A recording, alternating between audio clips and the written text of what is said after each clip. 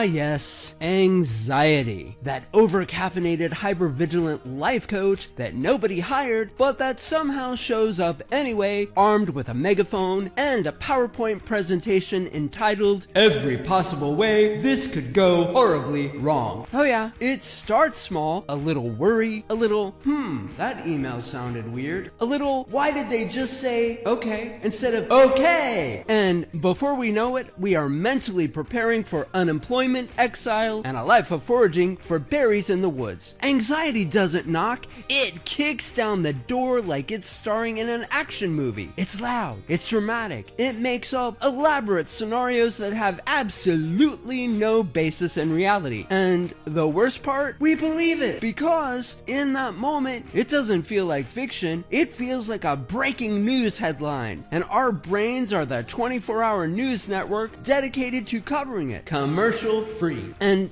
what's really wild? The story anxiety tells is not even new. Oh no, it's the same tired plot line with different costumes. You've been here before, you've seen this movie, you know how it ends, but still, you sit down with your popcorn and you watch it again, fully convinced that this time, the protagonist, that's you, is definitely doomed. But here's the truth, my friends. Anxiety is not a psychic. It doesn't know the future. It just aggressively guesses. And most of the time, it's wrong. Think about it. How many times have you been convinced that the world was ending, only to wake up the next day and realize, oh, I guess that was fine? Well, probably a lot, because you have survived every single anxious moment you have ever had. Now, does that mean that anxiety is not real? No, of course not. The feelings are real. The rapid heartbeat, the shaky hands, the sudden inability to remember how to breathe like a normal person, it's all real. But the story, the one that says that you are failing,